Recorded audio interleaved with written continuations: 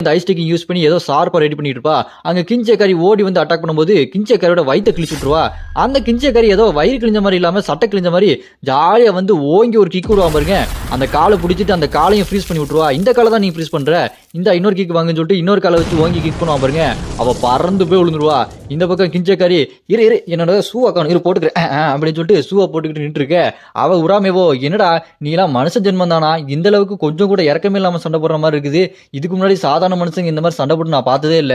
உன்னை நான் என்னோட ஃபுல் பவர் யூஸ் பண்ணி சோழி முடிக்கிறேன்டா அப்படின்னு சொல்லிட்டு அவ ஃபுல் பவர் யூஸ் பண்ணிட்டு இருக்க. அதை பார்த்துட்டு கிஞ்சக்காரி ஏமா பேசிட்டே இருக்காதமா, வாமா சண்டை போடலாம், எனக்கு ஜாலியா இருக்கு அப்படின்னு சொல்லிட்டு அவன் சண்டைக்கு போவான். அப்படி அங்க கட் பண்ணா திரும்ப இந்த பக்கம் சுகுணா இகுருமா யூஜி கிட்ட இருப்பாங்களா.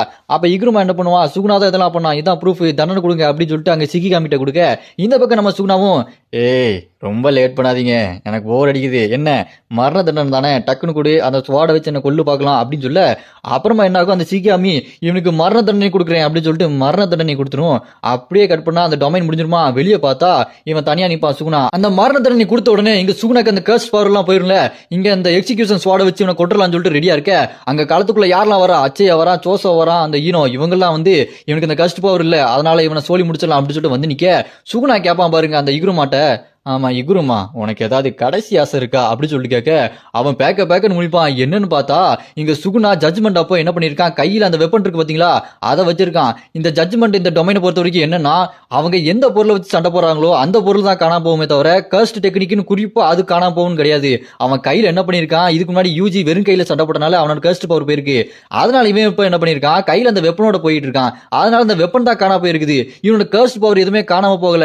அது தெரியாம இவனுக்கு என்னமோ அந்த சுகுணாக்கு கர்ஸ்ட் பவர் காணாம போயிருக்குன்னு சொல்லிட்டு நம்பிக்கையா சண்டை போட வந்தா பெரிய அதிர்ச்சி. உடனே இங்க சுகுணா என்ன பண்ணுவான், அசம்மா வந்து மாட்டிக்கிட்டீங்களா அப்படின்னு சொல்லிட்டு அப்படியே அவனோட கட்டுக்கு நிக்க போடுவான் பாருங்க.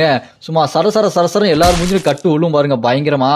சுகுணா பலசாலி மட்டும் இல்லைங்க, புத்திசாலித்தனமாவும் சண்டை போடுறான். அப்படி பயங்கரமா சின்ன வெட்டா விழுந்துற. இங்க பார்த்தா அச்சா குறுக்க வந்து சிம்பிள் டொமைனை போட்டு விட்டு அங்க அந்த இகுருமாவை காப்பாத்துருவாரு. அந்த இகுருமா சொல்லிட்டு இருப்பாரு, நல்ல வேலை அவன் சின்ன கட்டா போட்டான், கோஜாவுக்கு போட்ட மாதிரி பெரிய கட்டு, அதாவது யூனிவர்சல் வேர்ல்டு இன்ஃபினிட்டி எல்லாத்தையுமே தாண்டி போடுற அந்த கட்டை போட்டுருந்தா நான் என்னத்துக்கு ஆகுறது, அது மட்டும் இல்லாம இவன் ஃபயர் டெக்னிக் ஏன் யூஸ் பண்ணாம இருக்கான் அப்படின்னு பேசிட்டு இருக்கும்போது இந்த பக்கம் அங்க இகுருமா சொல்லுவான், ஏங்க ஒரு சின்ன தப்பு நடந்து போச்சுங்க, அங்க சுகுணாவால இதுக்கப்புறம் எல்லா கர்ஸ் டெக்னிக் யூஸ் பண்ண முடியும், அவனோட வெப்பன் மட்டும் தான் காணா போயிருக்கு அப்படின்னு சொல்ல.